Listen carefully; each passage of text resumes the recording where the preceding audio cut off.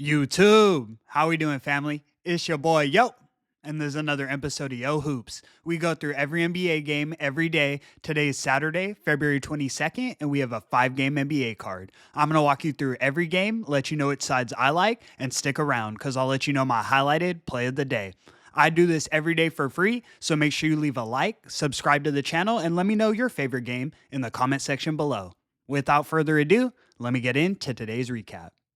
Recapping yesterday, we did drop our highlighted play of the day. It's been that kind of month, guys, I know. We took the Cleveland Cavaliers and New York Knicks under 241.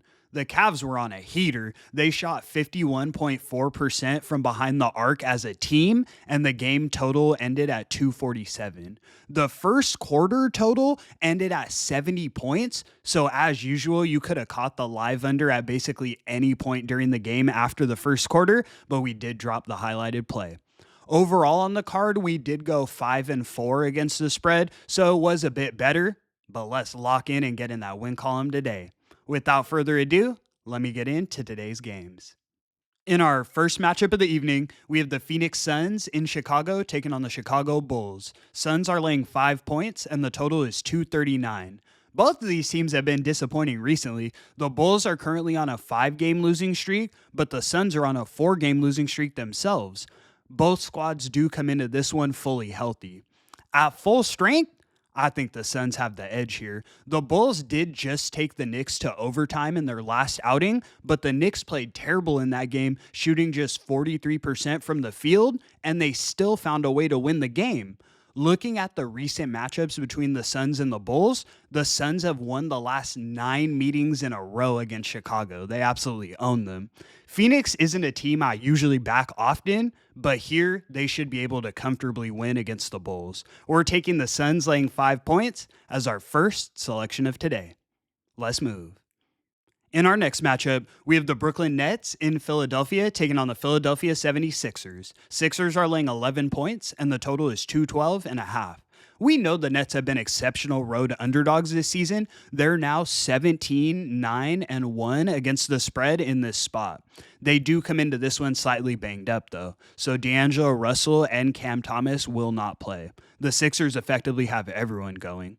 While this game does perfectly fit the spot that Brooklyn normally cashes in, something tells me this is a lock-in spot for the Sixers. In seasons past, we wouldn't have thought twice about laying this style number with the Sixers at home with Embiid playing. They are just 1-11 as home favorites this season, but they're not going to go the whole season without getting any home covers. I like this spot for Philly. We're taking the Sixers laying the 11 as our highlighted selection of today.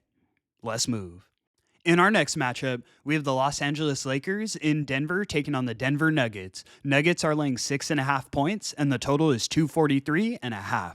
The Lakers were rolling for a while and did win their last game against Portland, but before that, they dropped 2 eggs against the Utah Jazz and Charlotte Hornets. They lost back-to-back as double-digit favorites. They now travel to the Mile High City, where we know these two squads have had a rivalry dating back to the 2023 Western Conference Finals. Both teams come into this one healthy, and at full strength, I have to look in the Nuggets' direction. The Nuggets have won the last 4 out of 5 meetings between the Lakers, and without AD, I think Joker breaks loose. I could see a 28-point triple-double coming from Jokic. We're taking the Nuggets, laying the 6.5 as our next selection of today. Let's move. In our next matchup, we have the Houston Rockets in Utah taking on the Utah Jazz. Rockets are laying 8 points, and the total is 230. The Rockets did look good against the Wolves yesterday, getting the cover and the win. We were on them there, but they now fly from Houston to Utah on the second leg of a back-to-back. They haven't looked dominant overall recently either, going just 3-7 in their last 10. The Jazz are on a back-to-back here as well, but they don't travel as they remain in Utah.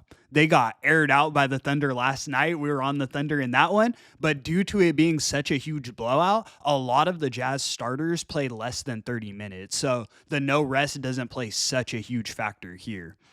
At home in elevation, I think the Jazz can keep this one competitive at least. In my opinion, Walker Kessler is the best big on the court in this one, and healthy, the Jazz have looked decent in spots. So we're taking the Jazz plus the 8 as our next selection of today. Let's move.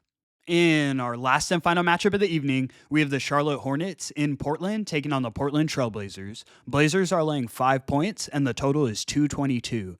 Looking at the injury reports for this game, on the Blazers side, DeAndre Ayton is still out, and the Hornets come into this one healthy. I watched Mark Williams talk after that last game against the Lakers, and he said he's fully healthy. There's nothing wrong with him at all, and he doesn't understand why the Lakers failed his physical and rescinded him. That was interesting to hear, but that is a good sign for Charlotte, him being healthy.